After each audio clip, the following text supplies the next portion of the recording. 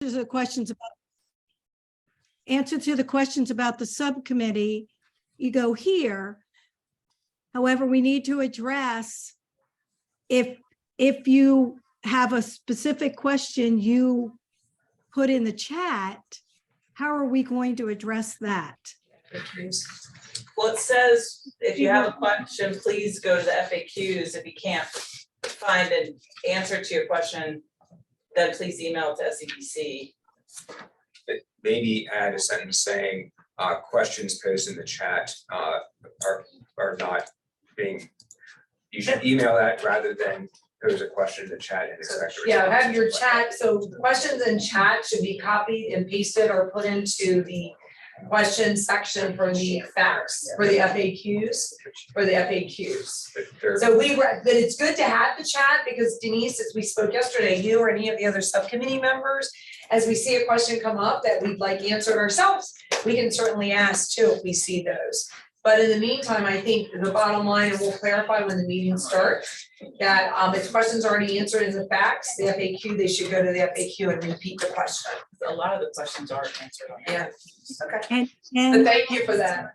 And they probably are, and it's been great. And I just want to make it more clear for people about the chat. Sure.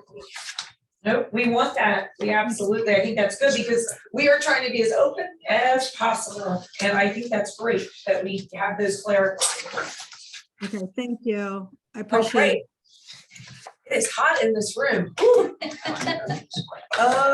No, let me see. I might now. I might right here. Who knows? We shall see. Carolyn Kristen. Do we have quorum? Oh, was it? Senator Townsend will be joining us. Empty Lomas. All right, so we'll get started here in a second. It looks like we have a few. We have some folks here. Have you all signed up and want to give testimony and speak? Do we do that? Yes, if you haven't. So because we'll start with those here, and then we have some online that want to start, correct, from the 4 to 6. Yes. Yes. Yeah. All right. I So think we will get started. Yeah, we'll then. go ahead and do roll call and Okay. confirm we have quorum. Yep. Well, welcome everyone. Lieutenant Governor Long here. Thank you for joining us. We are starting as promised with the 4 o'clock public comment period. For those who were not aware, initially we were going to have a 2-hour hearing. We did not anticipate meeting the full 2 hours. So we have earmarked the first up to 1 hour for comment. We will then stop by 5. We will come back if there's others who join us remotely or online. We will come back and reserve the remaining 15 minutes. And in particular, I know our DSEA had asked for those windows of time, and we certainly wanted to make sure to accommodate as such. We know the teachers who work during the mornings were not always able to get with us in the session. So we wanted to make sure they had ample time to participate. So with that, we're calling the meeting to order. I'm here joined with my co-chair in person, Representative Bombach. Senator Townsend, I know, will be joining us momentarily by phone, which is great. And I think what we'll do is do a roll call now, and we'll get into public comment. So if you would like to do a roll, please do so. It looks like we have quorum. In addition to the Lieutenant Governor, Representative Bombach, and Wayne Emsley here in person at the benefits office, we have Secretary DeMatteis. We have Insurance Commissioner Navarro. We have Representative Ramon and Senator Pettyjohn. We have David Crake, Jeff Tashner, and Mike Bagato. And then last but certainly not least, Denise Allen. Are there any other subcommittee members present whose name I did not call? Yes, Bill Overly is here in the office with me. Excellent. Thank you very much, Mike. All right, so we have Representative or Bill Overly as well. Yeah, Mike, we got double trouble together. How about it? See, I knew I'd get a smile out of you, Mike. All right. And Mr. Tashner, your hand is up, sir. Yes, Lieutenant Governor, I just wanted to share with you, I know we were best intentions scheduling this meeting when we did today. I did not realize until this weekend, there is also a Public Education Compensation Committee meeting. Are you kidding? At the same time, starting at 4:30. So we have competition, and I'm not sure where people will choose to go or whether they'll be at one or both of those. And I think Senator Pettyjohn may actually be on both of those committees. Senator I am, Pettyjohn. yes. Yeah, I'm on both of these committees as well. So I will probably be dropping off of here when the SEBC starts, or Okay. when the PCC starts. Gotcha. You're not double magic, you can't, you shouldn't, Well, I've got two computers here. I could technically probably do both, but I don't think that would be a good idea. No, you need to pay attention. That's right. Yep. We appreciate that. No, we really do. That's such an important work too, very important timing. So sorry about the conflict. We couldn't have done that any differently, could we? Okay, with that, we now have a quorum. We called to order. And what we'll do now is go to item 2, which is our public comment. And that will reserve items 3 through 7 after 5 o'clock. Or if we don't have members speaking till 5, we will start our meeting. But again, to make it very clear, we will reserve the last 15 minutes also for public comment. And that will be 5:45 to 6 p.m. Okay, turn to you, Faith, to give us the names of those who have signed up. And we have persons here in person as well. Go ahead, Faith. Thank you, Lieutenant Governor. So we'll start first with those that pre-registered. I'm going to go in the order that they came into the SEBC mailbox. The first pre-registered public speaker we have today is Tom Pledgy. Mr. Pledgy, are you available? And I just want to confirm, I know you indicated some interest or provided some specifics on your public comment. Would you like to provide that now or during the last 15 minutes of today's meeting when we circle back to public comment after discussion by subcommittee members? I don't see him on here. Oh, there he is. Oh, Tom, we cannot hear you. We can't hear him. Can you see his face if we try to pull the screen up? Tom, we'll come back. We don't hear you. We hear like a mumbling. Yeah. We hear a mumble, but we can't hear you. Circle back, Tom. Tom, we'll circle back to you. Sorry about that. Okay. All right, so we'll move to the second speaker. We can circle back to Mr. Pledgy here shortly, but I do want to just say for the record, this is a public meeting and it is being recorded. Our second pre-registered speaker today is Nancy Altieri. Nancy, if you can hear us, if you're on a phone, it's *6 or unmute. Go ahead. Can you hear me? Yes, we can. Okay. My name is Nancy Altieri.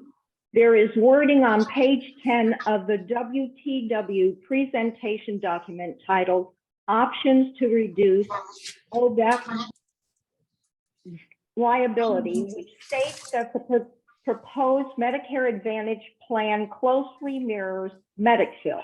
That is untrue. The proposed Medicare Advantage plan does not closely mirror the Medicare supplement.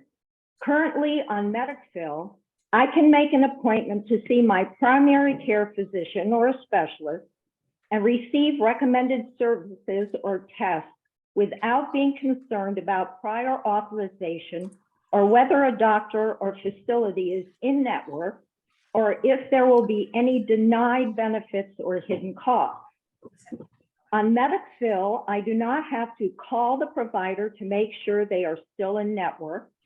On Medicare, I do not have to call customer service to make sure that type of provider is covered under my plan. And on Medicare, I do not have to call customer service to make sure the treatment, which is recommended by that network provider who is still in network and is covered by my particular plan, is in fact covered. Again, of most importance, on Medicare, I do not have to worry nor be in a constant state of uncertainty about my health insurance. I have confidence that I can see physicians and facilities of my choosing and receive their recommended treatment plans with assurance that my medical bills will be paid without concerns about any hidden costs. Thank you. Thank you very much, and time spared. Okay, Faith, to the next person. Great.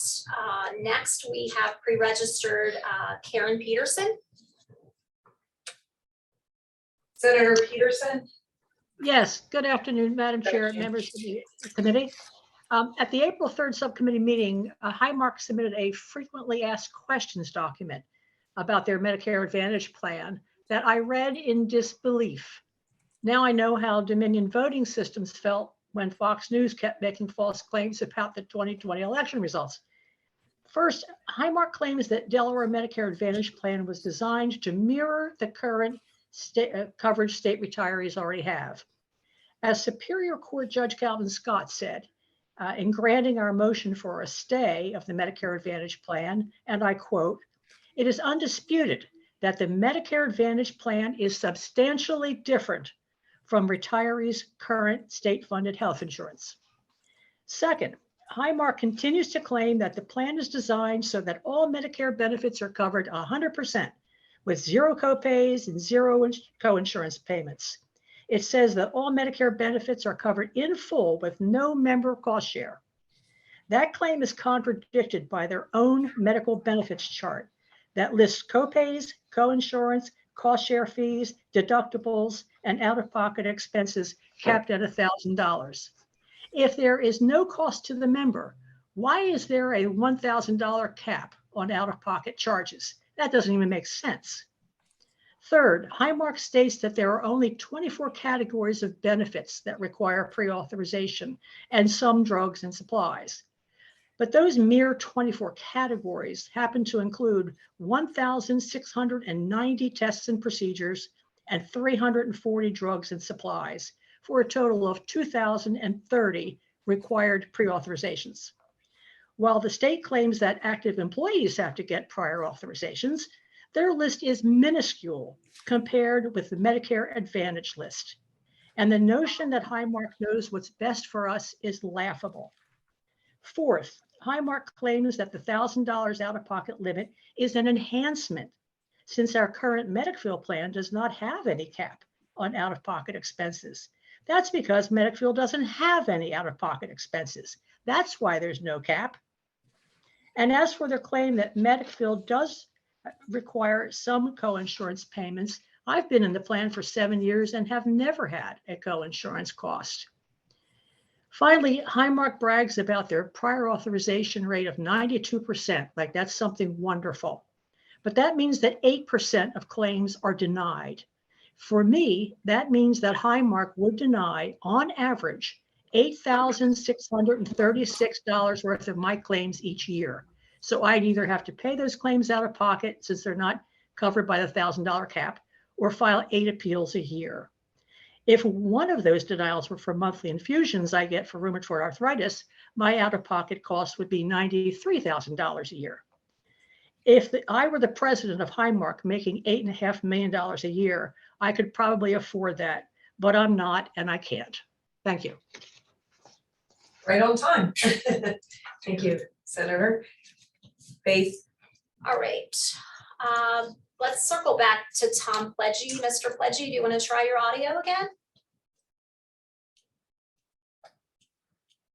Faith, can you hear me? We can hear you loud and clear now. Okay, very good. Carol, could you put up the slide from page 10? And I'll make the exception as a call. This is a decision of the chair to allow that. Usually I know during minutes. During testimony, we don't always allow that, but I will allow that. Okay, this document you're going to be seeing anyway in the next few minutes, I believe. I think it's very interesting that the document that WTW has developed actually has the answers to your problems. It's a matter that they've built it into an elaborate puzzle for you. If you take a look at about the 5th item down, why not maintain MedicFill with plan design changes? That's an easier problem to address. What changes there are, that could be laid out by this committee.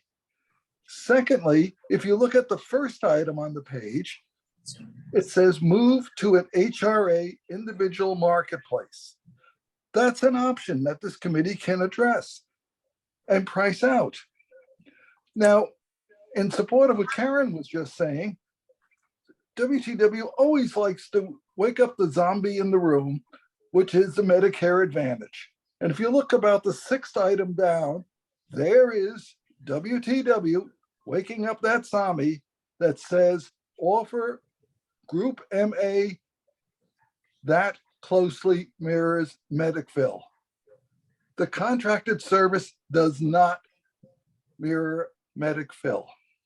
In fact, if you want to really take a look at things, and Carol, this is going to be difficult to do, but later today, you're going to be taking a look at what's called page 11. It has an illustrative comparison of retiree cost, that's annual cost, for someone who's in the 90th percentile. Now, this was in my packet about the third page from the back. And what it does is on the left side of the page, it has the GHIP Medicville cost for the state retiree, okay? Then it breaks down what is the Medicare, Medigap, K, G, and H cost. Now, the person who's at the 90th percentile is a very sick person. They have extreme medical bills. So under Medicville, they would be paying $500, $700 a year. Under Medigap, they'd be paying something like $5,000 a year. But if you look at the right-hand side of the document, therein is the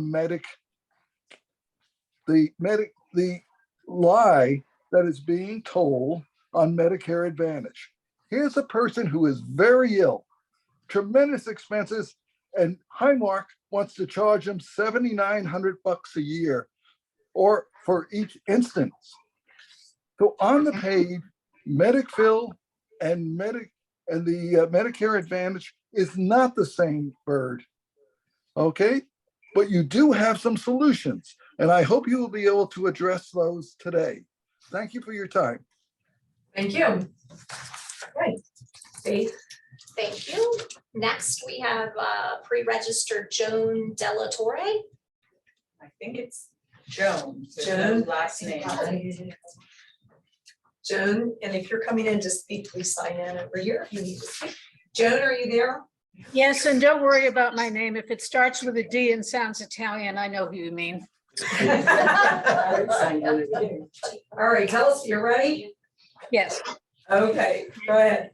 At this point, it's become clear we're talking about three possible options in different permutations: Medicville, Medicare Advantage, and NHRA. Anybody who does not understand what the first two are simply has not been paying attention. But all we've heard about an HRA is it's some kind of reimbursement plan that would save the state money. Before we go any farther, I think it's really important to get on the table exactly how would this plan work? How would retirees interface with it if it were to become a serious consideration? Let me suggest a couple of questions that retirees might have and that the committee also would want to know before you make a decision. First, with an HRA, would retirees be able to choose any plan we want on the open marketplace, or would we be put in a confined marketplace? And if we can't choose any plan that's available to the public, but we're in a marketplace, who decides what plans are in that marketplace? A second question, let's say that HRA was funded to cover a Plan F for those eligible and a Plan G. How long would that last? What guarantee would we have that the state would continue to fund this program, fund the reimbursement relative to the actual cost of premiums as the premiums rise? And particularly if we're in a limited marketplace, what would prevent the marketplace from not including, let's say, down the road, a Plan G? What guarantee would we have that the level of coverage that's initially promised would in fact be stable? Those are the kinds of questions that not only retirees, but committee members and state officials would need to know. I don't think anybody wants to vote on a plan or to vote on a choice of three plans where we thoroughly understand two with regard to how they affect retirees, but the third one is much less understood in terms of how it affects retirees. I don't think people who vote on this want to find themselves in a situation afterwards where the devil was in the details that they didn't know at the time that they voted for it. If the state does decide to have a presentation on how does this plan work, how would an HRA actually interface with the retirees, I respectfully suggest there would need to be a variance from the usual rule that retirees can't ask a question and get an answer at the meeting. If it's a presentation on how HRA would affect retirees, we would need to be able to ask the presenters questions. It would all and get answers. It would also be much better to use the regular Zoom than this webinar. We can't see each other. We're kind of pushed out. I know the issue is probably the concern about Zoom bombing, but that doesn't usually happen. It wouldn't be that big a deal if it did. And the people who are in person could be interrupted. You could have a streaker come through right now. I have not arranged for that to happen, but it could happen. Consider going back to the regular Zoom. Thank you. Thank you for that. We need a little humor at this hour a day. All right, go ahead. But thank you for the serious comments too. Go ahead. All right, our last pre-registered speaker is Diana Noonan. And we might have some over here. Hi, Okay. can you hear me? Yes. We can, let us know when you're ready. All right, I'm sorry. I'm babysitting, so I have my hands full. Well, that's fine. That's what the Zoom world's about, dogs and babies. All right, I'm ready. The charts and statistics presented by the state and its consultants continue to state that Medicare Advantage has little or no cost to the retiree. The statements are not true. There are co-insurance costs that have not been discussed, though they are listed in the contract between Highmark and the state. 2 weeks ago, I sent a copy of those explaining every single one of those co-insurance costs. Co-insurance is an amount that will be charged to the retiree, which has to be paid prior to the retiree receiving medical treatment. These co-insurance amounts can be substantial and unplanned, and were certainly not charged ever to us by Medicare.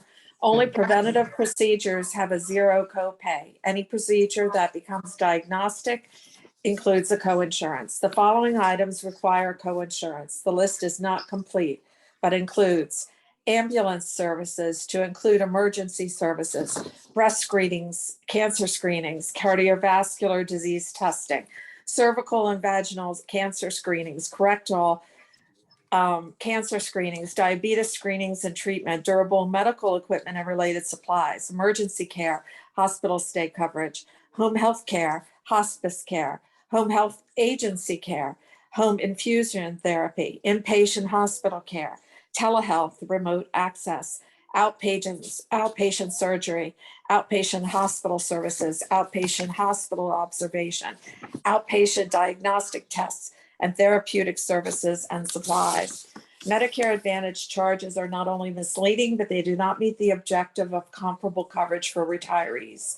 The state is not the only entity concerned about budget. These costs could bankrupt retirees. Retirees who cannot afford multiple and continuing co-insurance costs prior to procedures may die as a result. The state of Delaware hired this group with an understanding and promise of great retiree benefits. Again, the state caused this problem. Not funding a budget line item for 18 years is unconscionable, and frankly, a 1% contribution at this point is an insult. Please realize that you are dealing with state employees who did not make a lot of money, struggle in these times of inflation and less than adequate pensions because of low salaries and recent hits because of COVID, recent financial hits because of COVID. Thank you. Thank you, Diana. Faith. All right, we have two individuals here in person at the benefits office that have signed up for public comment. Our first is Julie O'Connor.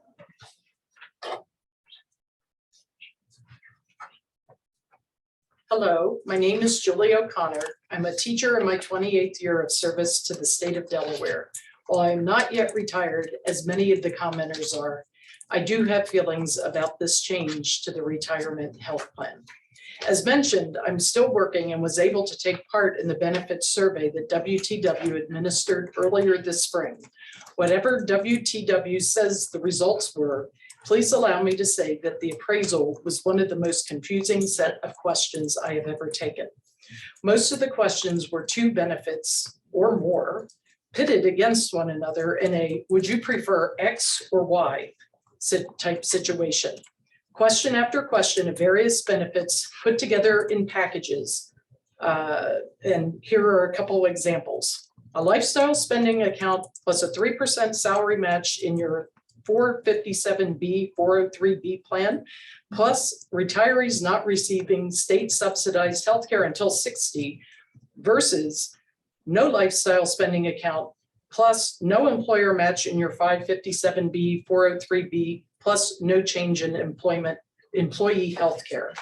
As you're sitting down to do a survey like this, that and it's a survey that you're just expecting to go through, not have to do an analysis on each question.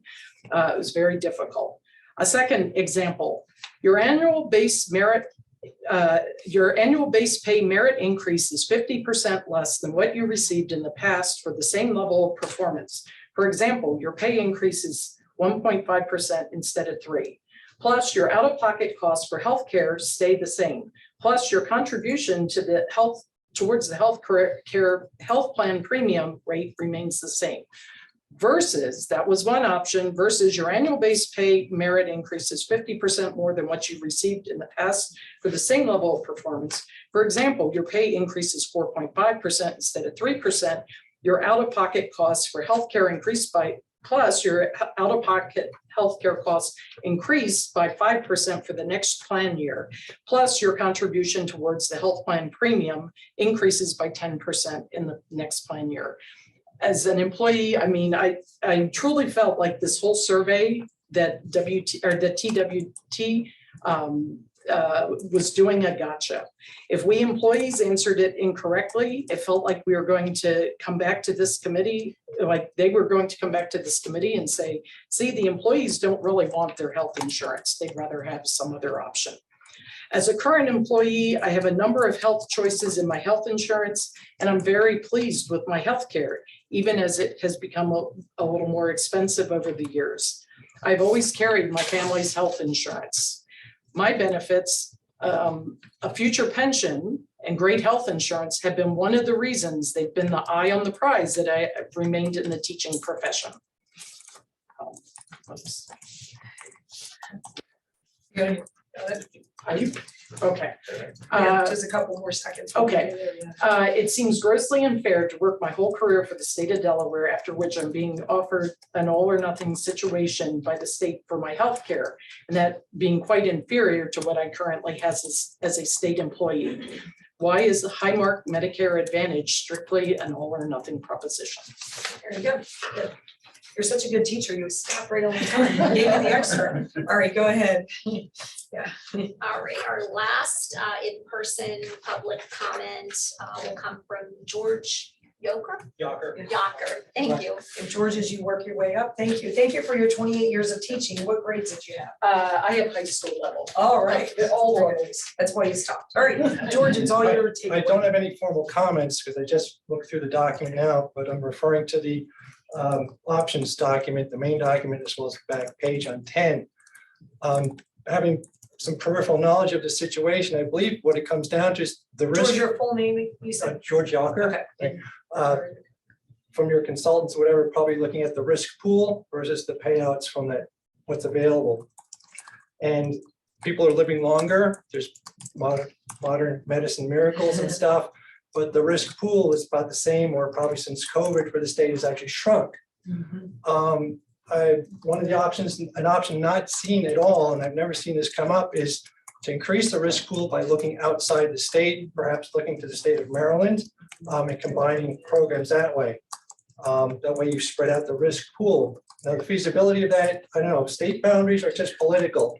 So if someone from the group here, your consultants, as well as members of the legislature, would look into the feasibility of perhaps combining programs with another state to increase that risk pool, you may find an option that is viable for everyone and makes everyone happy.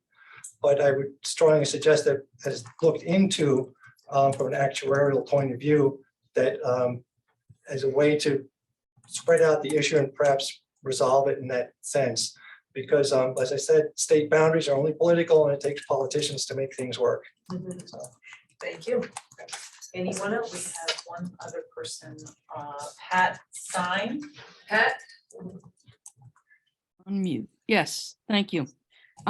before I start my comments, I just wanted to say that regarding the previous commenters' discussion of the WTW questionnaire, I was able to see the questions from a friend who is a current employee, and all I could think of was, when did you stop beating your wife? That's how the questions read to me. My name is Pat Sine. I'm the retired director of the University of Delaware Information Technologies Client Support and Services. The OPEB shortfall has been characterized as a problem caused by retiree healthcare. The administration has pointed to solutions resting on taxpayers, retirees, and current employees. Instead of that, I would ask you to consider that this is really a failure of the executive and legislative branches to address this decade after decade as a budget consideration. The shortfall comes as a result of not planning to honor the commitment made when employees were hired to provide both current and deferred compensation. Of course, this falls on the taxpayers. They, or we, are the primary source of state income. That was the obligation that was incurred when the decision was made to hire police, teachers, prison guards, and so many other state employees who we retirees learned in kindergarten were, quote, community helpers. There is a financial and moral responsibility to honor the commitments that were made over the past several decades. Thank you. Thank you. Anyone else come on? Yes, next up we have Mary Graham. Miss Mary Graham.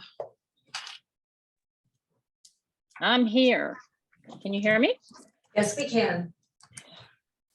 I would like to comment on, keep pushing for, I would really like to see much more backup and citation for information and data. I mentioned that before, and I'm going to keep mentioning it because I think it's really, really important. Things get said and they kind of just take on a life of their own when you can't really check them very well. Now, I want to look at the slide, which is in the WTW packet. Secretary Geisenberger put it up at the last meeting or the meeting before. I think it's their WTW slide 4, and it's called OPEB liability. The reason that that slide is important is at the time that it was put up, Representative Baumbach had a long conversation with Secretary Geisenberger and said, looks like this essentially shows that the burden is 2 to 1, twice as much on the state for Medicare retirees than non-Medicare retirees. And if you go back later and you look at your table on that slide, you'll see it's $2,909,000,000 for pre-Medicare and $6,029,000,000 for Medicare retirees. That's for the OPEB liability for July 1, 2022. Well, that numbers made no sense to me because, and I got help from others, from Steve LePage and Bob Clarkin, going back and looking at the actual healthcare costs year after year after year. We have 8 years. We looked back and the ratio in all of those last 8 years, we don't have the data before that, was not 2 to 1, it was 1 to 1. In other words, it costs the state each year consistently, and the actual number was about 54 to 46, but that's close to 1 to 1. And if that continues, and there's no reason to think that it doesn't, that it won't, at least we haven't seen anything, that means the OPEB liability will continue in that ratio. Doesn't mean, we don't know what the numbers would be, but it would continue in that ratio. And we still don't have backup for those numbers. And there's a site at the bottom that is, I invite all of you, if you're on your phones, grab this slide and click on the site and see what you find there. It's a swamp. It's the Chiron's website. You don't get any information there. So I would really like to see proper information support of that. The other place I would just like to mention, and I don't know who's prepared this slide, it does not have the WTW bar underneath it. So I'm thinking it might have been prepared by that same person who prepared that wonderful active subsidized retiree slide, which we know was demonstrably not correct. The other thing is there are these statements that get made, including in WTW slide 6, about what the RBSC concluded. And if you go back and look, as I have, and others have many times through the RBSC minutes and reports, you will not see that they did what WTW says they did, the concluding that combining options from Rick Geisenberger's 3 buckets will have the greatest impact on the OPEB liability while minimizing negative disruption. There really never was such comparison. And I know my time's out, but I just would like to say, we need to have real serious backup. Cite to what you're talking about, please. Thank you. Anyone else? That's everyone for now. Anyone else that has not spoken from the public, if you would indicate now or as well. We will provide time at the end. We'll give it another, so a couple more hands came up, Nancy and then Bob. Go ahead, you want to go? Nancy, if you can identify yourself. Yes, can you hear me? Yes, and your full name, Nancy? Nancy Hackendorn. Okay. I taught 31 years in Brandywine School District, most of them in second grade. And I've been retired for 6 years, or eight years. I've had lupus since '86 and recently was diagnosed with inclusion body myositis, and I go to Johns Hopkins Myositis Center for that. And my husband has had heart bypass surgery. So I don't totally understand the HRA system, but I do have concerns with those of us with pre-existing conditions. If we have to go into the marketplace, how expensive would that be for us? I just wanted to mention that, and I thank you for listening. Absolutely. We hope for your health. Mr. Clarkin, right, is next to home. Bob Clarkin? Yep, can you hear me? Sure can. Thank you. My name's Bob Clarkin. I'm retired from the Delaware Department of Labor. I'd like to reiterate Mary Graham's call for quality data. And one piece of data that I'm really interested in, at the end of every quarter, WTW issues a financial report called the Financial Analysis of Health RX Plans. It's the only publicly facing report that has premium and cost information for each plan and each population group.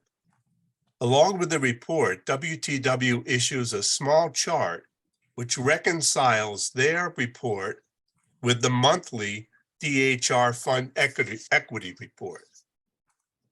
The WTW report for the fourth quarter of FY22 indicated a total GIP deficit of $52.6 million. The reconciliation with the DHR report resulted in a surplus of $4.8 million, which was quite a shift. I'd like to request that WTW update the FY22 fourth quarter report to include all the reconciliations which resulted in the $4.8 million surplus. Again, that report is the only publicly facing spreadsheet that we can look at where we see detailed information for each plan and for each population group, the actives, the pre-65 retirees, and the Medicare retirees. And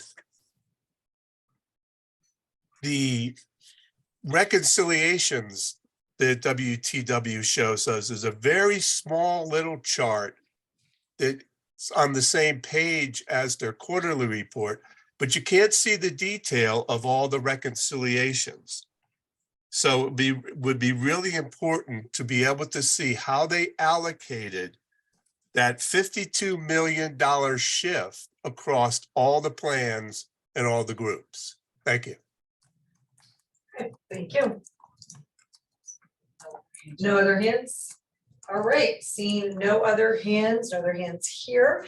We'll reserve the last 15 minutes for comments. If not, we're going to jump right into some work. Everybody ready? All right.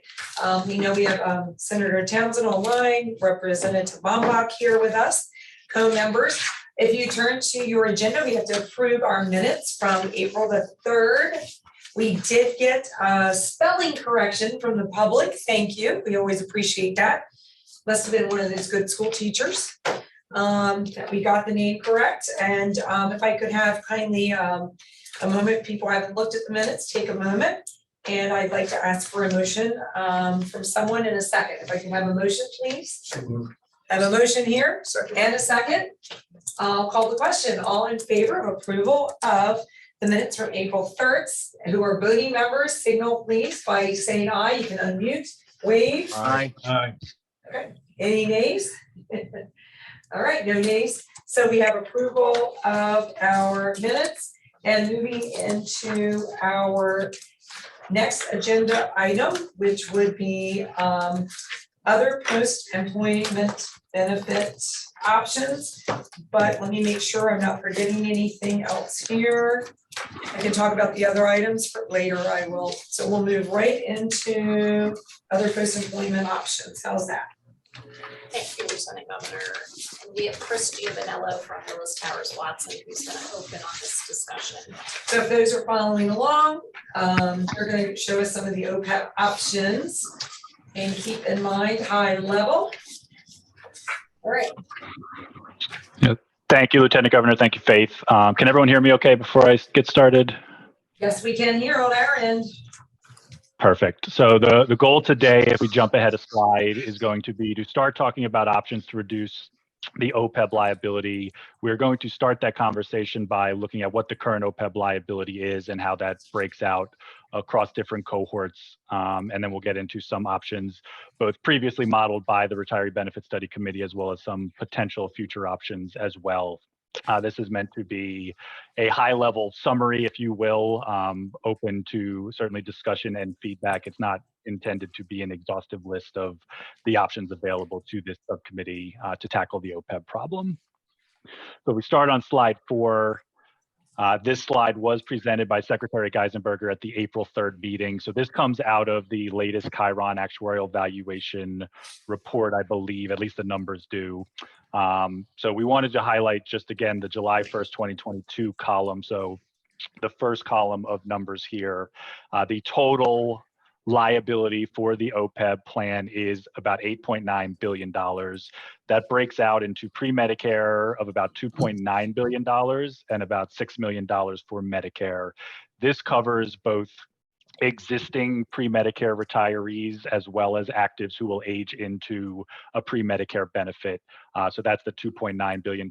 And similarly, the Medicare liability figure there, the $6 billion, that is both current Medicare retirees, current pre-65 retirees that will age into Medicare, as well as actives that will be collecting a future benefit. So that is how the $8.9 billion breaks out in terms of pre-Medicare and Medicare liability. It's funded by about $583 million, so that brings the total unfunded liability to just shy of $8.4 billion. The breakout at the bottom then breaks the $8.9 billion into the liability attributable to actives as well as future hires, which is a little bit north of half of the liability, so $4.6 billion. And then for retiree liability, that would be $4.3 billion. So again, OPEB is a long-term measurement, so it includes not only folks receiving benefits today, but the promise of benefits to future retirees based on current actives, as well as future hires as well. So that breaks out the $8.4 billion total unfunded liability as of July 1st of 2022, which again has been the crux of both the Retiree Benefit Study Committee as well as this committee to discuss options to reduce that unfunded liability. So if we jump ahead to 2 slides here. So now we want to get into discussing some options to reduce this OPEB liability. Again, the OPEB liability is based on costs. It is based on the cost of benefits. Yes. Chris, I'm sorry to interrupt. Can we pause for a moment before we move past slide 4 to take any questions that we might have from subcommittee members? Sure thing. I think Or do Mr. you wanna Hemsley hold- has Do you want to hold till the end, or do you want to go? What do you think? Okay, let's take a couple questions now. Go ahead. Chris, I've looked over that Chiron report, and my recollection is that report, a report as of July 2022, took the unfunded liability up to 2032. Am I remembering that correctly?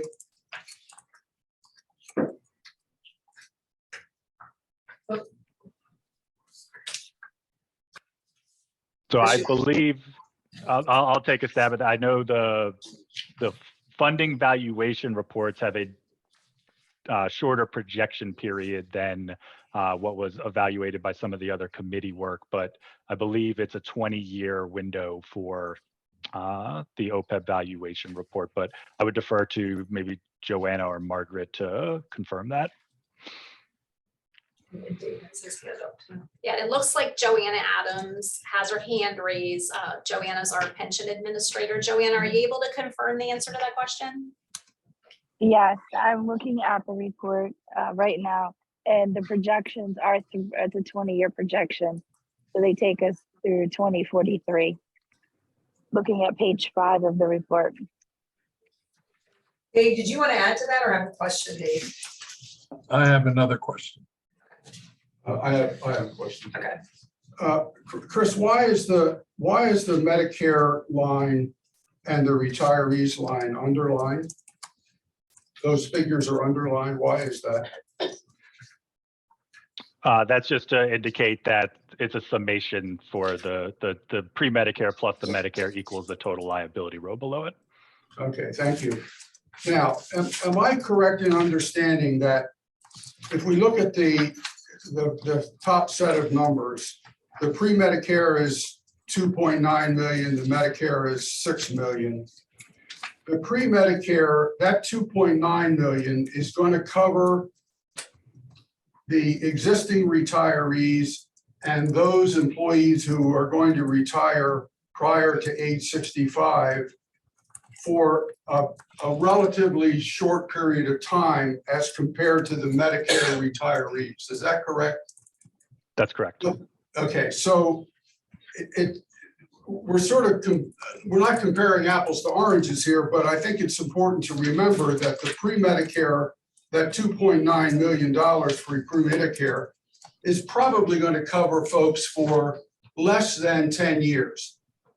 If we assume that the average person retires at age 59, just to pick a number less than 65 and perhaps some reasonableness. So that's going to cover them for 6 years.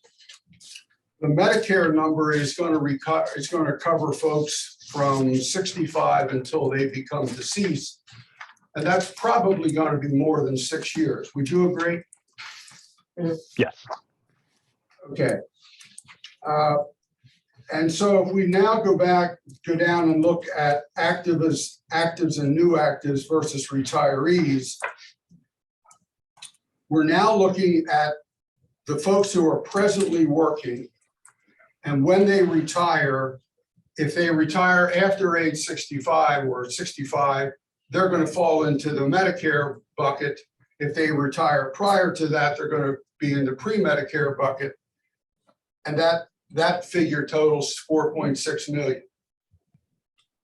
And for the retirees, they're the folks that have already retired, and probably more of them are going to be in the Medicare side rather than the pre-Medicare side. Would you agree? Yes. Okay. So my point being here, and I keep seeing this in so much of the data, and it's very troubling to me. The data looks to me like I'm almost embarrassed to be retired because I'm costing the state more money, when in fact, the folks that are retired now are going to ultimately cost the state a whole lot less money from today on than the folks who are presently working, the active employees. Is that a fair statement to make, do you believe? Chris?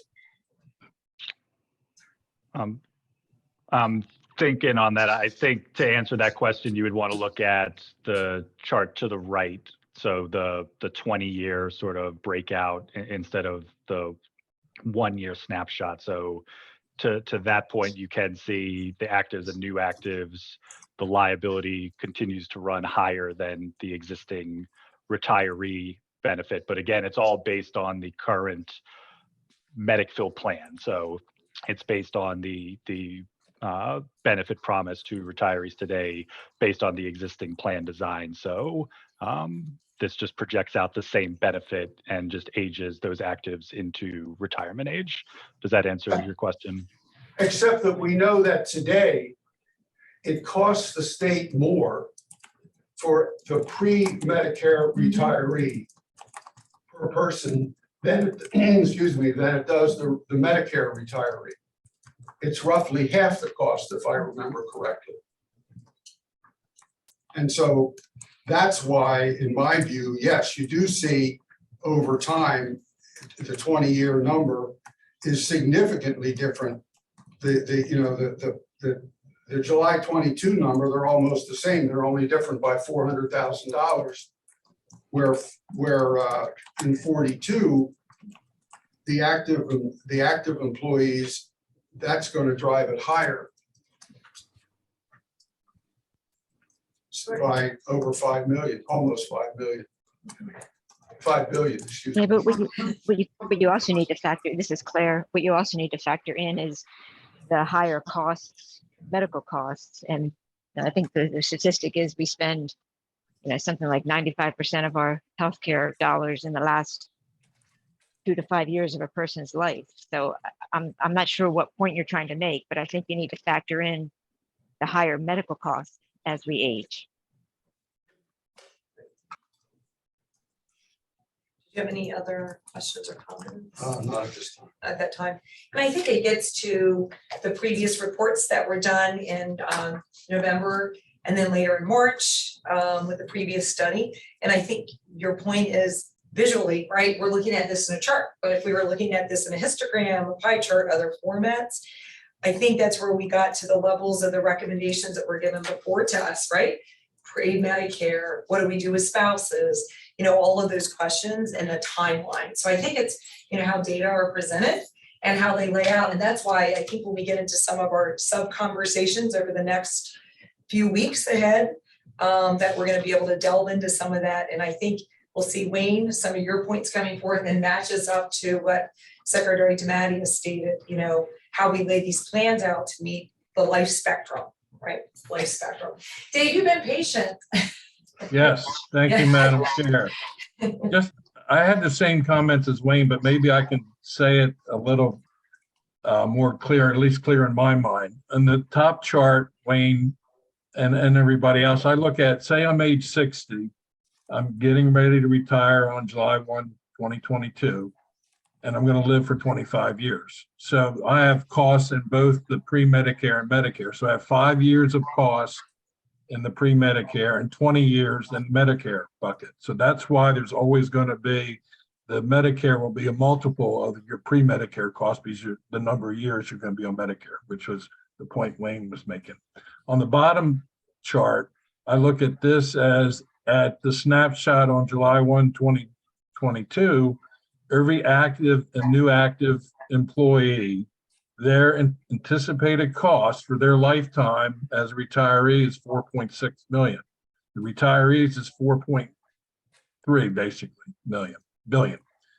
The reason the retiree number is lower is because you've been retired for a while and you've used up some of that cost already. So that's why that's going to be a lower number, where the actives and new actives, they have their full retirement. That cost is reflected in that. That's my understanding of those two charts. Thank you. So, Chris, I've got 2 questions for you.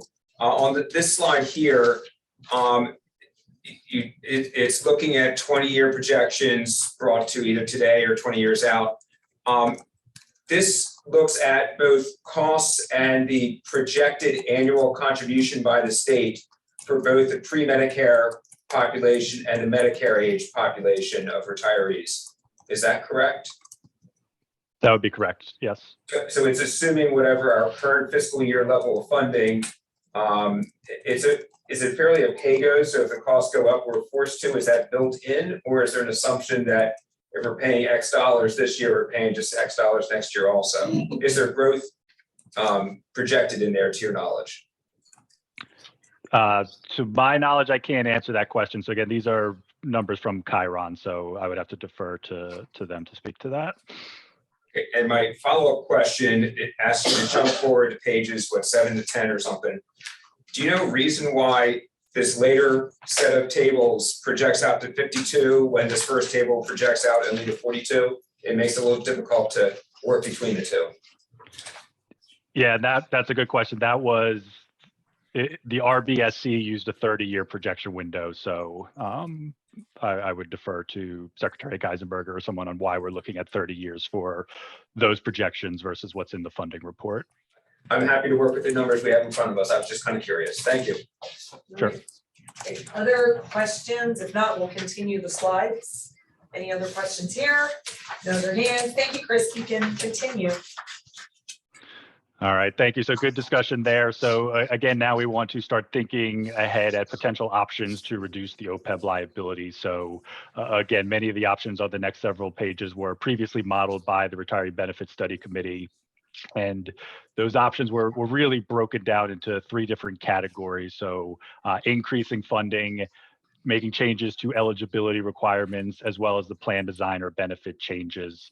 So the next bullet, so maybe concluded here, it admittedly may be too strong of a term, but in the discussions with the RBSC and the modeling done, it was certainly portrayed and shown that taking different options from each of these 3 categories will have the greatest impact on the OPEB liability, while also potentially minimizing negative disruption to any one cohort. So not necessarily focusing on, if we just grandfather current retirees, that's an impact to future retirees, but not current retirees. So looking at different cohorts and minimizing the disruption, but also looking at combinations of options that would have the greatest impact on the OPEB liability without looking to solve for it all out of one of those buckets was the main goal of the RBSC. We do have some options previously modeled again on the next couple of slides based on these different buckets. Again, it's not an exhaustive list of options. It's intended to be a starting point for further exploration and consideration, and we're certainly open to any other feedback or potential options that are not covered on the next few slides. We will be showing a few different data points on these slides, some of which still require additional work, but we will be showing a magnitude or a range of the potential OPEB liability reduction. We'll be showing an estimated funded ratio in 2052 and also the cohorts most impacted by the potential changes. Again, these are based on the funding valuation report by Chiron as of July 1st of 2022. There is a link below on the bottom of this page here that does take you to the report that we're referencing here. So within that report, you can see some different breakouts of the cost and the liability, as well as the plan provisions, assumptions, things of that nature. So would certainly encourage everyone to take a look at that report, and hopefully it could address some potential questions that some committee members of the public may have. But again, the liabilities being modeled here are rough figures. They will need to be evaluated more formally as we further some of these discussions, and there's been no changes to any assumptions, including a census file based on what's in the prior valuation report. So just wanted to make that point known. So on slide 7, the first set of options here. So the top row here is just your baseline, so do nothing. So that would be your $8.4 billion unfunded liability that was shown on page 4. The options below here are your funding options. So the first is your 1% additional carve out. So that was based on the $4.7 billion FY22 budget.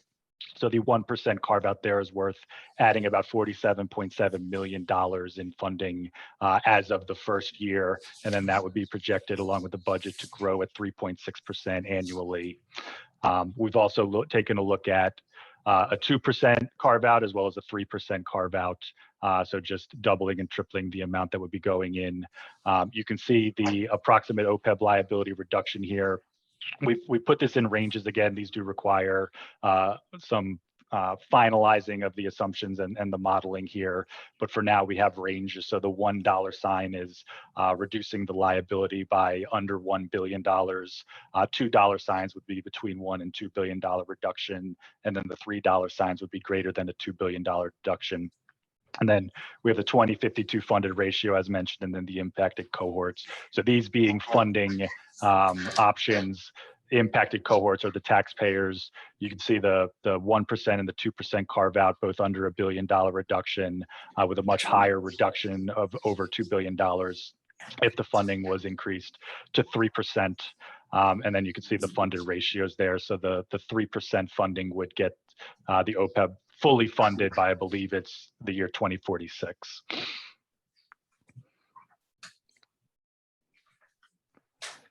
If we want to jump ahead to slide 8, and then maybe we'll pause for questions after we've covered all of the scenarios here. So now we're looking at some eligibility changes. So each of these changes in isolation, again, previously modeled by the RBSC, would have a minimal impact on the OPEB liability, less than $1 billion. But again, taking some of these in combination with whether it's funding or whether it's benefit changes, that's when you really start to see the impact. So each of these changes would impact actives and future new hires. So reducing the spousal state share subsidy to 50% for future retirees, increasing the graduated state share based on years of service, based on the table you can see here to the right, for those eligible or hired after 1/1/2012, increasing to 50% for those with 20 years of service, 75% at 25 years, and then 100% at 30 years. Eliminating future vested retirees from eligibility for healthcare, and then increasing the minimum requirement age. So again, previously modeled, we would have to discuss, if any of these options were on the table, what would the effective date be? When would the cutoff for future retirees or new hires be? So more modeling would need to be done, but again, just some options for consideration. And then on slide 9, the sort of benefit design changes. So the two main ones evaluated by the RBSC, the first was the move to the HRA or the individual marketplace. It was previously modeled with a $5,100 HRA and 2% annual indexing. You can see that would have greater than a $2 billion reduction in the OPEB liability, though those figures could be refined based on different HRA amounts and indexing options. And then the funded ratio in 2052 would be approximately 35%, again, just with this move alone, so not factoring in any additional funding or any eligibility changes. And then the other option was the move to the high mark Medicare Advantage plan. This was the plan based on a $0 premium that was guaranteed for the first 3 years, I believe, with 2 potential renewal options, and then maintaining the current prescription benefit for the Medicare plan. So there would be a potential to reevaluate the premium tied to this option if it were on the table for the future. But again, a greater than a $2 billion reduction to the OPEB liability here, with a 25% funded ratio by 2052. Again, each of these options would affect really actives, future hires, as well as current retirees, because we'd be changing the benefit delivery or the benefit plan design as well, potentially for both current and future retirees. Do we want to pause there, just quickly run through the I know Representative Bombach has a question. Okay, Chris, so when I look at slides 8 and 10, sorry, nope, 7 and 9.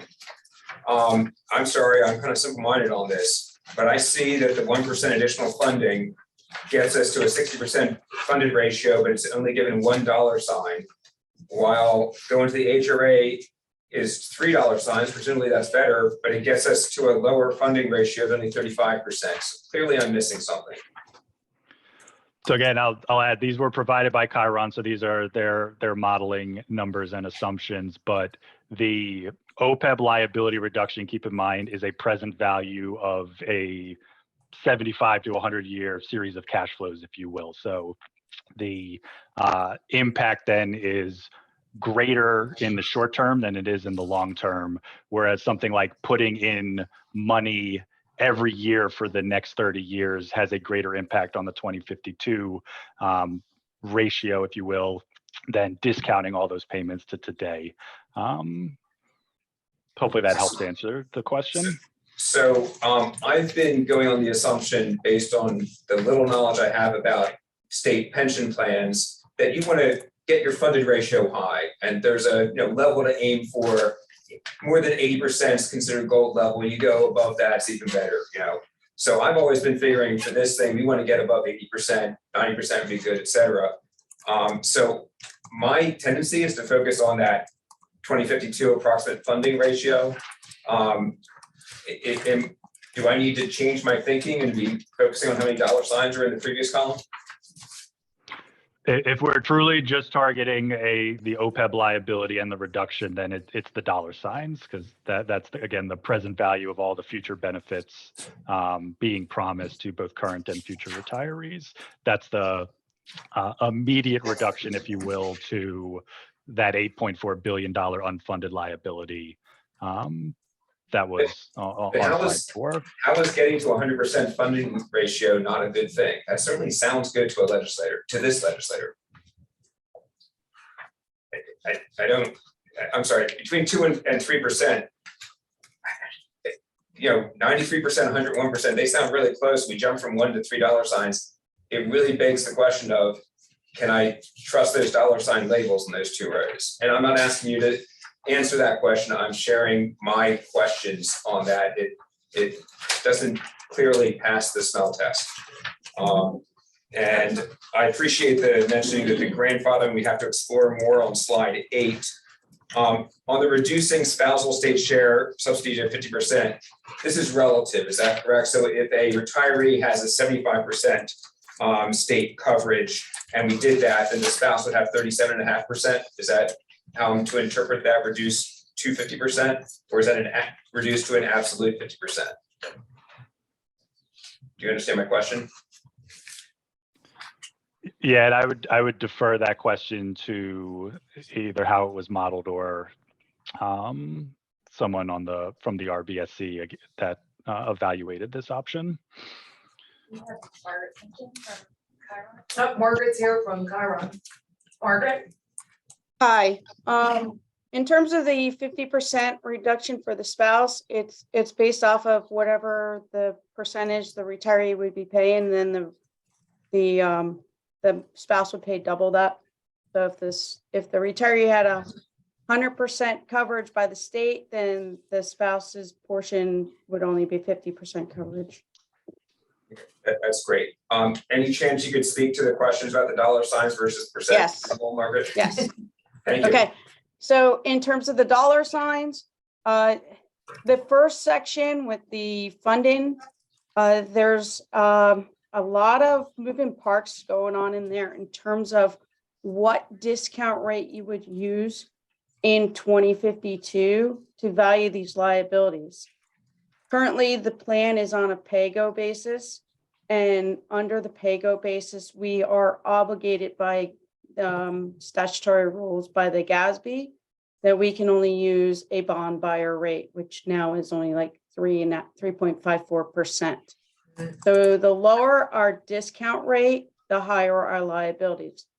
As you fund the plan and you have money in the trust to pay for promised benefits out in the future, we're able to use a rate that's more closely related to what you would earn on your assets versus what you would have to use to borrow to pay those pay-go costs.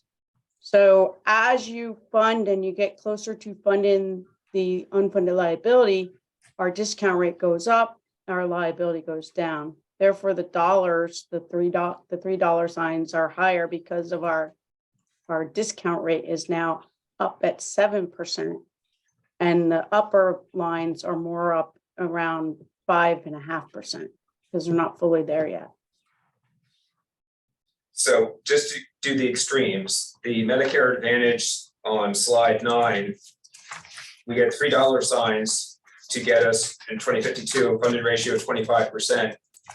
Compare that to the 1% on slide 7, we get a 60% funding ratio, even though there's only $1 sign. It's really hard for this subcommittee member to try to figure out which of those 2 rows is better when one data point says the first one's the better one and the second one says the first one's terrible, the second one's the better one. Can you help us navigate that, please? Right, and that's OPEB liability reduction. So there are, like I had said, there are a number of moving parts in those assumptions. With the Medicare Advantage group piece, the benefit is lower, not the benefit that is actually provided, but the cost of the benefit's lower. Therefore, you're saving money in the OPEB liability because there's less pay-go costs in the future. So it's the dollars there. And then in the percent one, it's because we're discounting back, even it's the same cost, but we're discounting it back at a higher discount rate. So if you think of a seesaw and we have liability on one side and we have discount rate on the other side, and we lower our discount rate, our liability goes up. But since we're going to end up increasing our discount rate, it goes up to 7%, our liability is going to go down. It's a seesaw because you are discounting it back at a higher discount rate. So Okay. the dollars that come out of PAYGO are the same. It's the fact that we get to discount those dollars at a different discount rate than the Medicare Advantage plan. So I look at this and say that $ column is telling me, it's telling me the rate of expenses that are incurred or the reduction in that rate of expenses that are incurred. So that tells me the path, but the funded ratio tells me my destination. And I therefore would try to stick towards focusing on the destination and making sure we get somewhere close to where we're aiming for. And so I haven't yet been shoved off of my preconceived notion of I want to get the funded ratio high, and therefore from looking at these tables, I feel like I need to disregard the $ column.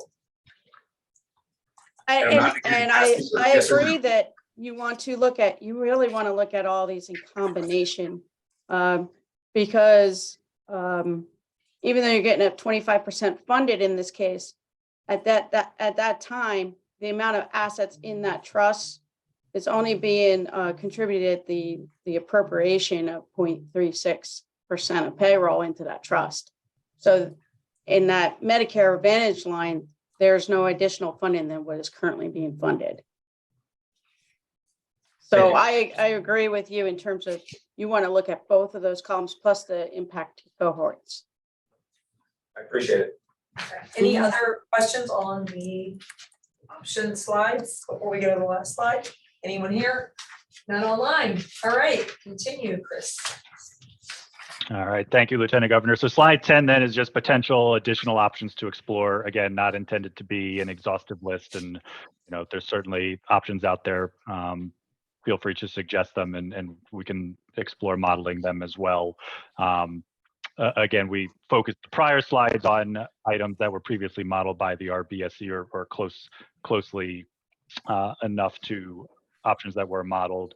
So here's just some additional potential options, again, for exploration.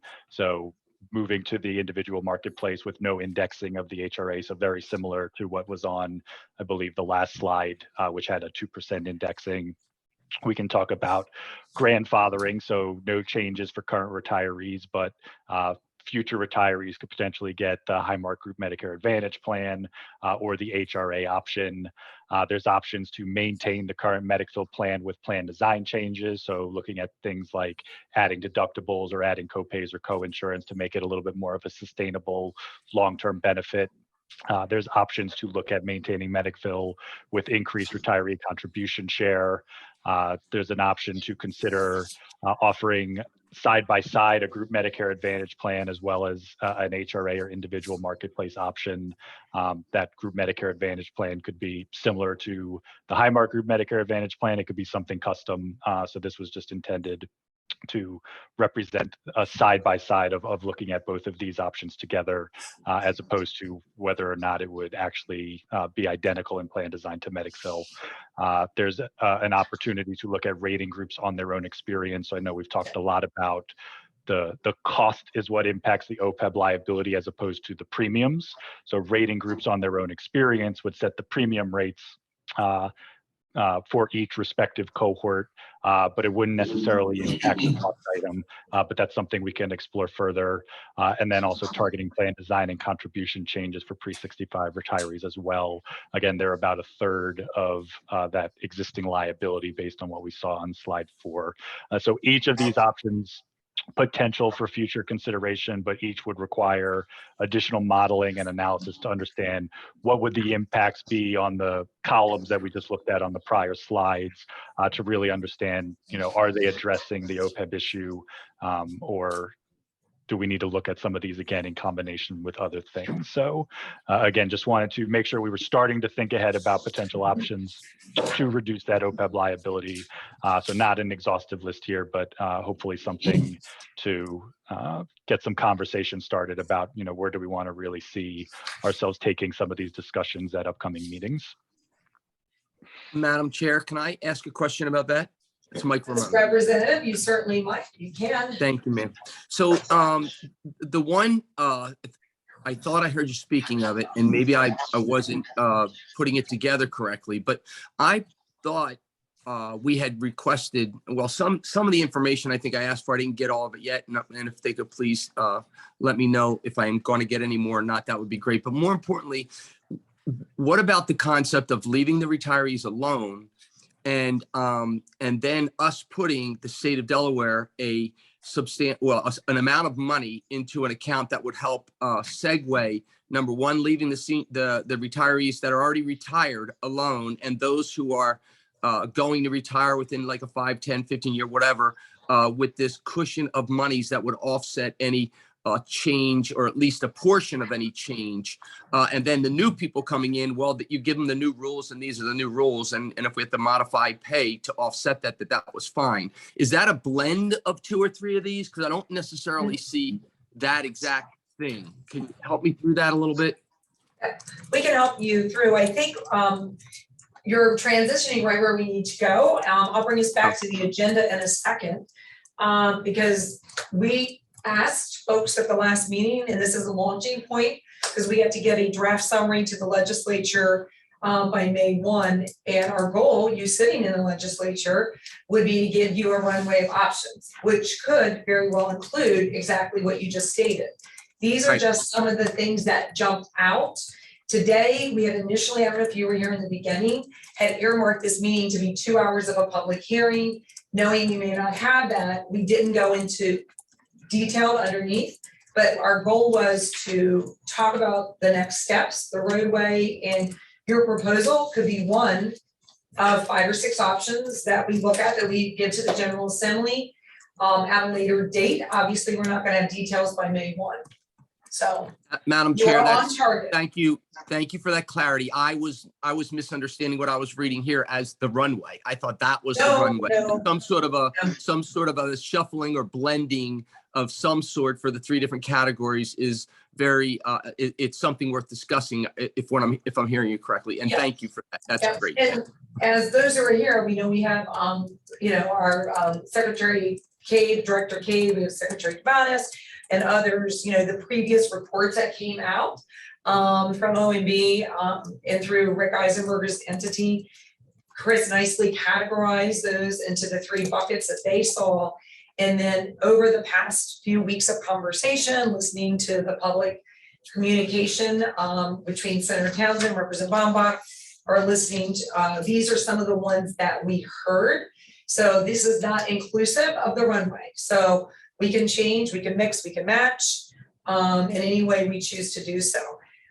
Any other questions? If not, we're going to move to laying out just some brief thoughts about our status report, and then talking about where we go next. How do we approach this? And if for clarity purposes, Faith, do you want to indicate some of the other items that were sent to subcommittee members? We weren't going to go into detail, but some of the other reports, do you want to mention those now? Sure, happy to, Lieutenant Governor. So included in the materials that were sent to the subcommittee members on Friday was a separate deck that, in interest of time and trying to make progress on narrowing down options for further evaluation, we're not going to go through today, but that largely contained follow-ups and takeaways from the April 3rd meeting. So I just encourage subcommittee members to review that content as well. We're happy to offline or at a later meeting, address any additional questions or clarifications that you may have with regard to that content. And for those who were not able to participate, it includes things like Medicare coverage, Medicare with Medicare D. I know there were several questions Representative Oberny and Jeff had asked about Jeff with Medigap Plan F. And so thank you to the team here. I know the HR team's been working eight hours with WTW. So that those questions from the last meeting are present. So thank you, Representative Ramon. You made me think about that document when you asked that question. And Lieutenant Governor, if I may, that is also posted online on the public meeting calendar as well as the SEBC webpage as part of the materials for today's meeting. And it does not contain follow-ups on every single item that was tracked from the last meeting. It does cover the majority of them. Those items that are not included, we are continuing to work on, and we'll be sure to follow up at a subsequent meeting. Great. So again, Thank you very much. Thank you. Yep, for those who had asked important questions, and I guess, some good visuals, and then there was other documents by Roger Jones too, that was submitted, so that we just want to make sure everybody knows we're trying to be as inclusive and as transparent as one could possibly be. And speaking of inclusivity and transparency, and I can have my colleagues who are my co-chairs jump in if they'd like to. We are moving on to talking about a status update. Obviously, we are not going to be able to give to members of the General Assembly a lengthy report, but we are hoping to have an update and a status report. Do we want to pull up like a skeleton outline? What do you think? You want to share a skeleton? I was like talking, I don't even know if you got to type anything. You don't have it? We were trying to come up with a skeleton outline of a report. And Wayne, you had given us a nice little draft before, which we've had, and with a skeleton report, nurses probably shouldn't talk about skeletons. Carol, It's a chassis. No, Carol, hold on, I'll send it to you, just give me 1 second. Yeah, chassis, a little bit of an outline template. You don't, it's not in that folder, so. All right, pull it up. At the end, so what they're beginning to pull up is anytime, any governmental report and an update is provided, you always start obviously with a little background. And our goal would be to give a little background on Senate Bill 29, the purpose, the inclusivity, and then certainly beginning to summarize what we've done, summarize important pieces of the public comment, because this is truly about listening and participating with retirees. And so we would have that component. And then we could, certainly begin to look at some of the Medicare health plans. You can't find it? That's okay if you can't. Because it was just. We just did it on the phone, so if you're wondering why, there's no secrets here. We literally are rolling as we can go here to get these things up. And I would just love to have some feedback. I don't know, Representative Bombach, if you would like to share some insight on your thoughts. We want to give something to the legislature, particularly if there are things we need to get done by June 30. We need, and I don't know if you ever like to chime in. So when is our next meeting? Our next meeting is April. This coming Wednesday. Yep. Okay, and next Monday is the next SEBC meeting, is that correct? Yes, we voted on SEBC on the 24th, where hopefully about the extension of the plan, the Medicare plan. So we will know at the next meeting whether indeed, as we suspect, that the current Medicare will be extended from December 31st of this year to June 30th of next year. Yes. So the chassis of the report will review where we've been. So it'll have the bill, as the Lieutenant Governor points out, review the bill, review the charge of the subcommittee, mention our process thus far. It'll summarize public comment, and it will review the areas we've looked at. But we suspect that before May 1st, we're going to know that we do not have an immediate charge to say exactly this is what our advice is going to be, which is good because part of the summary of what we've done thus far is we, in some cases, have as many questions as we started with. They're just more refined questions, deeper questions. So we're going to say, here's maybe the things that we looked at, and and here's what we're focusing on. Here are the short list of things that we're feeling are going to be most important, but more importantly to the legislature and the governor, here's the timeline that we're expecting to address them. We expect to, in, let's say, 3 months or something like that, to have recommendations to the SEBC. But the most we can do at this point is a status report. So there I do not expect the status report to say yes on this kind of plan or no on that kind of plan or anything like that, because we haven't gotten to that point. We've been purely in the data collection mode. It's been my observation. Right, in different tasks. And to Wayne, to what your comments have been, some of the pieces that you had shared in your draft would be included, you know, certainly able to be included in the outline. And for those who are wondering, I mean, literally they were typing while I was talking on the phone, driving here to talk about a tentative outline, because I thought it would be easier to have something out to get discussion going. So honesty, subcommittee members' thoughts, are we on target? Are we off target? Now is your time, give us feedback, because our goal would be after the SEBC on the 24th, maybe next week, if we could get feedback from folks. When would you like it? Like the end of the week, maybe? And then we come together next week. If we had a little outline on the draft, what do you think? Something like that? To have a little bit, we can build off of what Wayne had and others. I think that the format that I presented is a good framework to work from. I never felt that this should be the final product. Right. I do think, very honestly, for the present retirees who have lived through the situation with Medicare Advantage, I think that we're to the point where we can say a Medicare Advantage only plan is not on the table. It's not something, I haven't heard anybody on this subcommittee indicate, oh, we ought to just do the Medicare Advantage and be done with it. And I think we owe the retirees a statement to that effect, that it's not going to happen. Right. And that people would have choice. I think we started the meetings with choice. Well, I don't know that we're to the point where we want to say that they'll have a choice. I think we do want to be able to say Medicare Advantage is not going to happen for everybody. We're not going to end up where we started roughly a year ago. I think that we should say that if that's the committee's wish, subcommittee's wish. It certainly is. It would. What we keep hearing is people telling us how bad Medicare Advantage is. I think, and you, Representative, have said it a number of times, let's look forward, not backwards.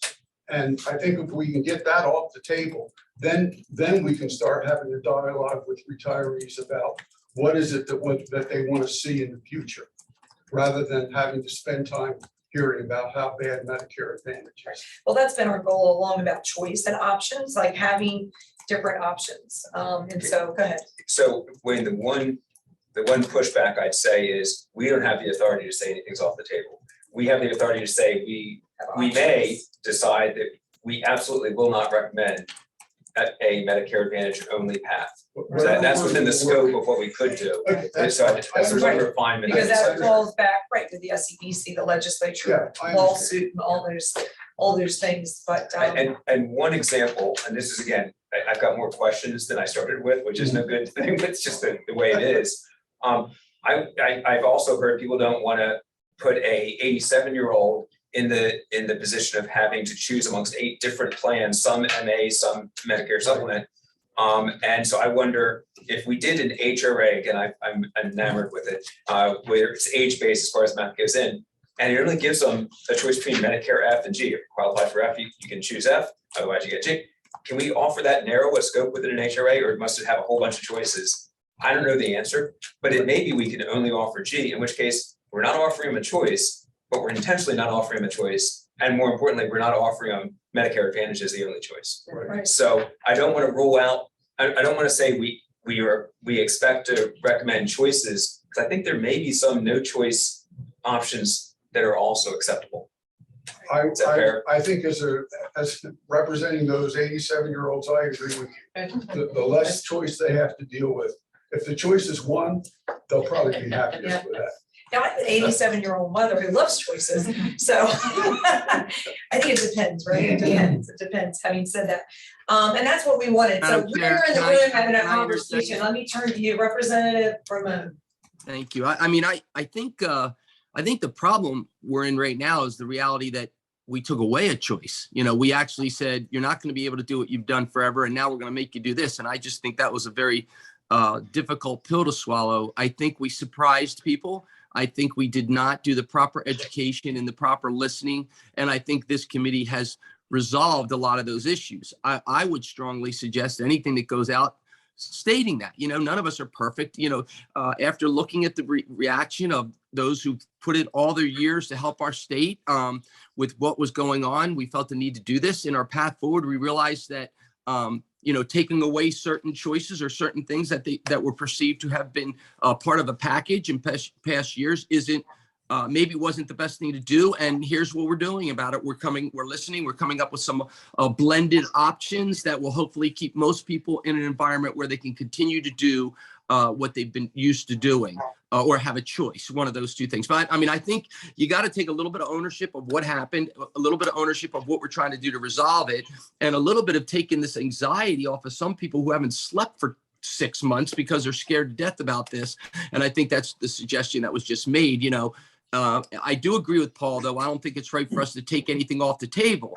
But because we can't take anything off the table, I think it's extremely important for us to recognize what we did that maybe wasn't, what happened that maybe wasn't in the best interest, or that made a lot of seniors very concerned about the outcome. I think we have to acknowledge that, say we've listened, we hear you, we're still working on it, and now here's phase 2. Here's what we're going to do now. That's my opinion. That's too many words. You guys figure out how to make it make sense, but conceptually, You gave us too many words? Oh my gosh. yeah, I mean, I think it's important that we follow that path, though. We have to acknowledge what we've done and where we're going. So, Thank you.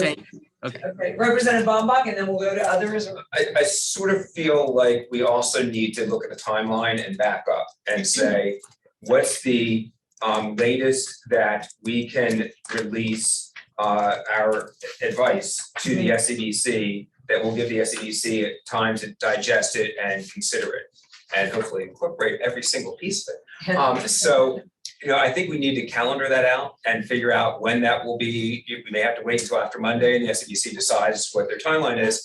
But I think that may also be of great interest to the legislature and perhaps the governor. So perhaps if we can get some guidance from perhaps the SEBC on when the latest this advisory subcommittee has to get that. And then we can back in and figure out how quickly do we need to narrow things down.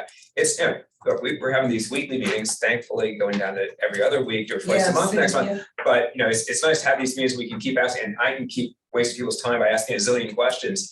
At some point, you're going to need to throttle me back and say, dude, you know, that window's closed. So, you know, I think that will be helpful. And I think if we know that timeline at the far end, then we can back in and tell the legislature, we think we're going to be asking questions for another 2 meetings. And then we think we're going to be arm wrestling what's in and what's out of the thing for the next 2 meetings. And we think the end of June, we're going to have, and I'm making stuff up, at end of June is when we think our final advice for what we think is going to be a process that SEBC begins at the end of the summer, early fall, and doing bids, if that's what the timeline is. I think we need to be aware of that and then back into what we need to deliver and when. This is good. You just jumped into the next agenda thing, but that is fine because we're timeline and agenda. Hold that thought, the timeline. Is there anything else on the draft report? Could I be so bold as to suggest, if Faith, if you would send out my draft as a Word doc to the subcommittee members, and as a way to use that as a framework. Anybody who wants to add to it, delete from it, whatever, do that, return it back on whatever date you decide you need.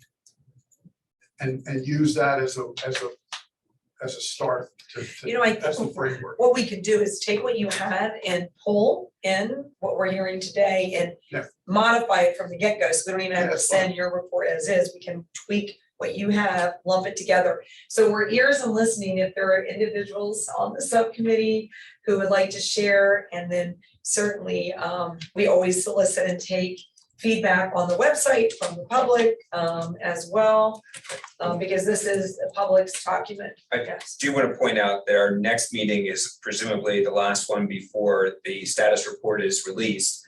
And therefore, we want to give the public an opportunity to have at least one business day to review at least a preliminary structure / draft. Right. So it's when Wayne talks about sharing it with subcommittee members, you're not intending to have it shared with emails just to the subcommittee members. Public. You're thinking more, let's get it up on the public site so that subcommittee members can see it and the public can see it and have some time to look at it. Well, I think what we can do is take what he has, tweak what we hear today, take the best of Wayne's, take the best of ideas today, then stick that up in the next few days to the public. Good. To the public. So we'll take the best of both and just stick it. And y'all, please don't expect a long report. We're talking just a few pages here. So it's summary, it's background, and then we can delve in. I anticipate with this calendar of the legislature, those here, the staff, that we would look to have a couple meetings, at least in May, a couple meetings and perhaps more in June. I know Senator Towns and myself, Representative Bombach, had that conversation earlier. And looking at timeline, you know, I wish we had clones that we could meet all day and through the night and every possible hour imaginable, but it would be nice.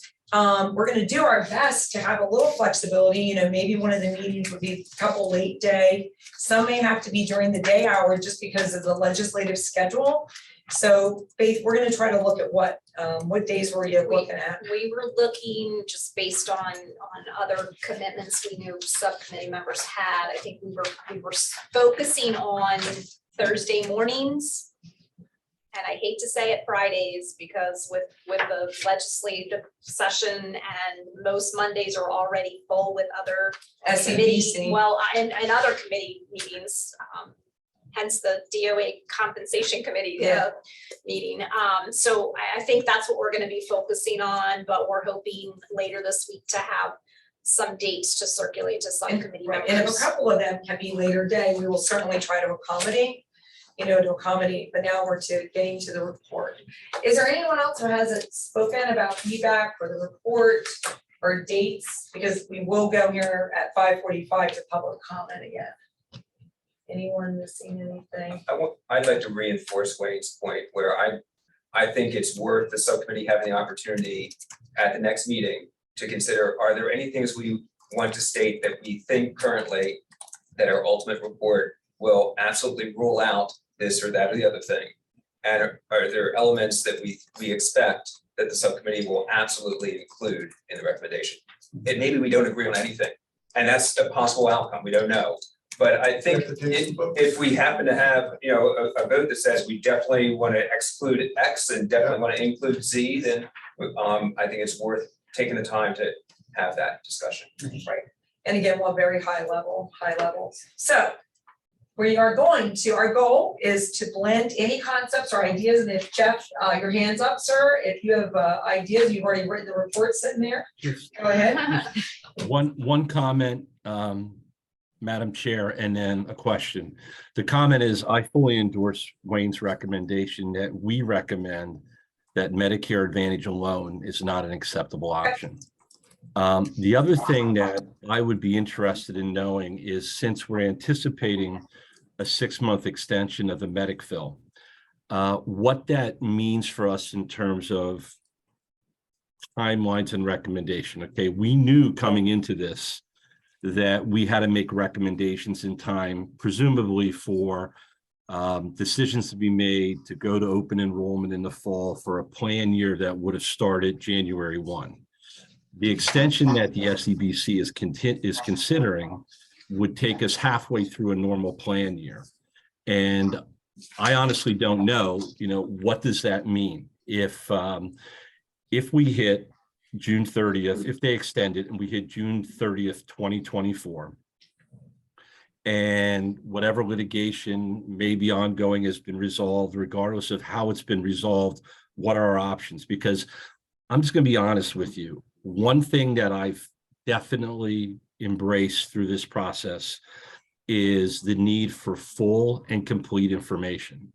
And we've talked about a lot of options around the MedicFill and the possibility of gap insurance on the open market. We've talked about a possible marketplace for the state, and we've just started, in my opinion, to dig into Plan F, Plan G, and all of those. And I would hope that before we settle on anything that addresses the clear cry from retirees for gap coverage, that we fully explore those. Right now, we know what the Medic-Fill is, and we know they like that coverage. But I'm going to be honest, before I can agree or support anything else that provides gap coverage, that's an option, I want to know what it provides, whether it's the same or very similar to, because I just going to go back. We were told, about a year ago that Medicare Advantage was the same. We're now hearing that it was as similar as possible. And those are very different things. And I think our obligation to the retirees should be, we hear what you say about gap coverage. We hear what you want in terms of supplemental coverage. And we've got to do our due diligence and explore the options to Medic-Fill to make sure that whatever we're deciding on, whether it's a choice or not, we know what we need to know about that before we can put it out there to them. So just my thoughts at this point. Thank you. We've heard that expressed by others, Jeff. So thank you for that. Yeah, and Lieutenant Governor, if I may, Secretary DeMatteis did have to leave the meeting a few moments ago, so I don't want to speak too much on in her absence. But as Representative Bomback mentioned, there will be more discussion about the extension of the Medic-Fill at the Monday, April 24th SEBC meeting, and we should be able to provide some report out on the 26th when this group reconvenes about, our best guess on timing. I think, this all hinges upon the outcome of the litigation in terms of any action that the SEBC could ultimately take. That time frame initially was, we were projecting late summer. That is a little more up in the air now based on, the most recent action from the Supreme Court. So perhaps this committee would want to consider continue to work in that time frame for recommendations to the SEBC, but there could be more time that's permitted, again, depending on how quickly or not quickly this moves to the courts. Right. And I think that since I get from persons the anxiety that they want to proceed a couple meetings in May, a couple meetings in June, this is a very draft, like 3 or 4 or 5 little pages. So there is not a need to have public hearings on a 3 or 4 or 5 page little summary outline because we're not making detailed recommendations. If we had detailed recommendations, we absolutely would have the public at every forum. But to Representative Bombach's point, I know Senator Townsend agreed, we very much wanted whatever we were going to submit very briefly to the legislature and the governor's office, that individuals here in this room, persons listening in, subcommittee members would have access. And our goal would be to take something that Wayne integrated based on what we've heard today. The team here, thank you all so much for the work y'all are doing. I think you're drinking a lot of coffee. I don't know how you're doing it. We appreciate you very much. You will try to get some type of a format of a little draft together, get that out to subcommittee such that next week, what timeline so the public would have it before our meeting on the 26th so that they could comment. Yeah, we for the report. We're talking about the little report, summary. I'm calling it a summary because it's not really a long report. I'm kind of looking at Kristen here, we were talking about getting a draft to the chairs at least by late this week with the hope that you all could turn it around to then be open, sent out to the subcommittee members. Okay. And then to the public comment. Right. And again, for the public to know, this is not going to be a final be all with long recommendations. I think but we can get feedback, and clearly here, if there are things that we absolutely know we want, we don't want, we can have that in there. And that answers Representative Ramon's questions, and then we can include Jeff's as well. So anything else from anyone before we go to additional public comment or questions? For those who maybe joined in, and Dave will have you go next. Before we go to public comment, if you came in late and we're anticipating public comment earlier. Thank you for your patience. We'll go to you next, but in the meantime, Dave, your hand's up, and so is Representative Oberly and Mike Bogdatis. Dave first. Thank you, Madam Chair. So, we got all these options, and I really need to see some numbers. I think some of these numbers have been run, but maybe between the two actuaries, they can help out. But what I'm thinking, and I'll give you some of my reason, I'd like to run a valuation, OPEB valuation with these changes just to see what the end result is. And then run a second valuation with these changes using the discount rate of 7% and compare the two. And that'll give us a number of what we still have to make up somehow, somewhere. But some of the things I'm thinking about are the 1% contribution. Put that in the valuation that it continues each year with the growth number. A contribution by the retirees on the Medic-Fill program, and I'm thinking about 5% contribution, which is about $23 a month. And my reason for that is it's the current premium structure started back in the 80s, where the retiree paid $0 and the state was paying roughly $40 a month. So now we have 15,000 retirees still pay $0, but the state's paying $450 a month. So the dollars have really got out of whack through the years. So just a 5% contribution.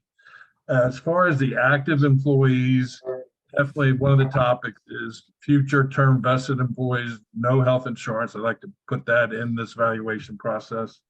And then the eligibility for the state share. Twice in the past, we've changed it based on a hire date. One was 1991, and the other one was a change in 2012 for those hired prior to 1107. So both of those were based on years of service.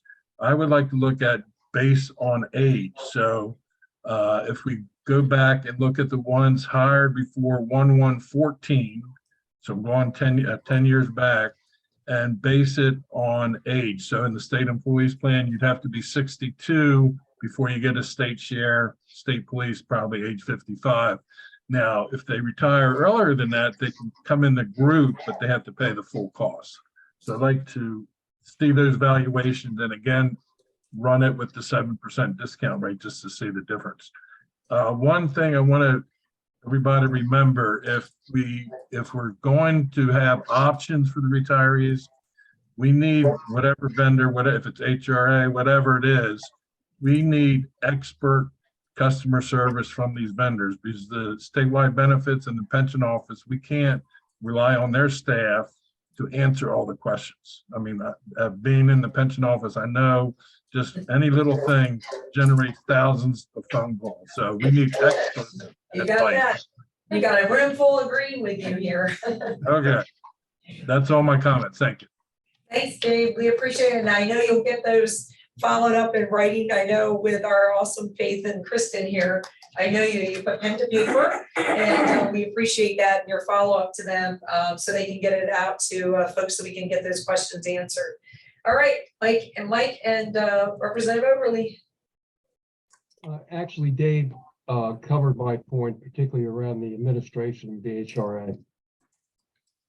You sure? We got it? All right. Okay. All right. Anyone else? No one else from the committee? We have someone online. All right, and online, Joan. So we'll go back to public comment. I think, Joan, you spoke earlier, but if you want to speak again, we're going to go to the portion of public comment. Joan? This is a response to something that was actually just said in the meeting itself, so I could not have included it earlier. As someone, I would like to believe, at least hypothetically, that I'm a reasonably competent adult. I would remind the committee, not all of us are incapable of handling a wider choice in an HRA, should the decision go in that direction. So I would hope that we would not have a stereotype that all older people need to be told what plan you need to be on because we couldn't handle a normal HRA such as other constituencies have. Thank you. Thank you, Joan. You sound like my mom. I like that. That's it. All right, others? Anyone else? Anybody?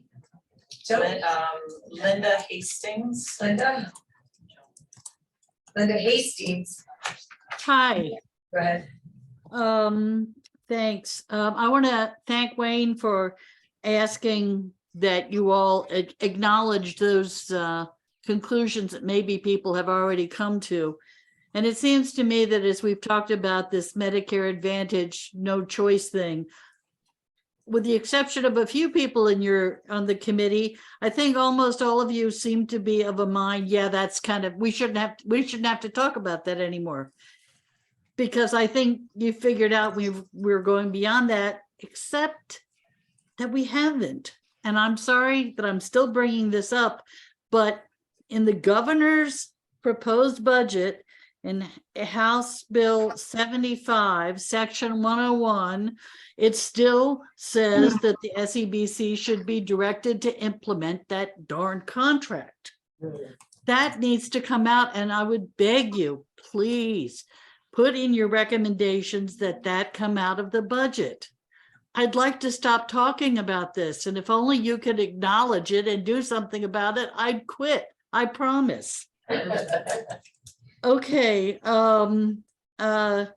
Also, as you're looking forward to getting some kind of final report together, I may have misunderstood, and people were talking about maybe the end of June, but I guess Chris from WTW talked about there are things on page 10 of his report that he said that they could run scenarios for a whole variety of other things.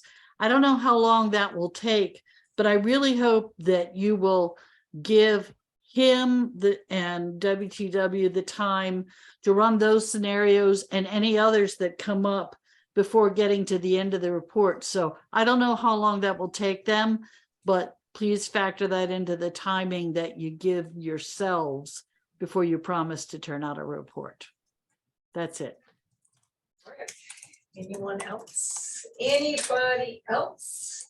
So no other commentary. We will then be anticipating items sent out hopefully early next week. The 24th is SEBC. We will meet again on the 26th. Do you want to announce the official time and location again so I don't screw it up? It's the 26th from 10 a.m. Hang on, I just lost it. 10 to 12 back here and online. Okay, so, is there any other, one other hand just went up? I see the 236-6126 number just in time. If you want to unmute *6. Oh, 233-6126. Yes, can you hear me? Yes. Can they speak? This is Steve LePage. Okay, nice. I'd just like to say that on page 4 of the slide, the top table is not in the Chiron report. The bottom one is, but the top one is not. I'd also like to say that I would like to encourage the legislators to codify the carve-out. Whatever it's going to be, it's going to be 1% or 1.5%, whatever that's going to be, please codify the carve-out. The whole problem with this whole situation is that we have not had any financial structure that can support this benefit. And we need to codify these things in order to provide a financial structure to it. So codify the carve-out, codify the payroll contribution to at least the Markell administration, which was at 0.90. The 0.36 gave us, what, $9 million? And if it was still at 0.90, it would be, what, almost triple that, 27 million. So every little bit helps here. And then codify, whenever the state has a surplus year, and for instance, a few years ago, we had, $1 billion surplus. Codify a certain percentage of that to go toward OPEB as well, because any little bit helps. And, that could have certainly helped us along the way, because we've had several years where we've had, surpluses as well. And then I would like to talk about a little bit about the premiums that Chris mentioned. The premiums count because in Delaware code, the excess of the balance of the fund equity, according to Delaware code, is supposed to go back into OPEB. But we're not looking at each individual group or each individual plan so that they can maintain and sustain their own individual, either group or plan. And you're having Medicare retirees with a surplus that are helping to lower the cost for the entire JIP. So look at them individually, look at each plan individually, and shore up those funds, because all the excess balance of the fund can go back into OPEB according to the Delaware code, and that has not been done. So get some financial structure behind this. And it's a hard decision to do, but it needs to be done. Thank you. Thank you, Steve. Okay, I think Steve, looks like you're getting the last word. I think we have a plan forward. We'll see each other on the 26th. Can I have a motion for adjournment? I've got Wayne here as motioned. Do I have a second? Second. Motion and a second. All in favor, signify by saying aye. Aye. Have a great, safe evening, everyone. Thank you very much. Thank you. for that. That's, I'm like, oh, give me a second.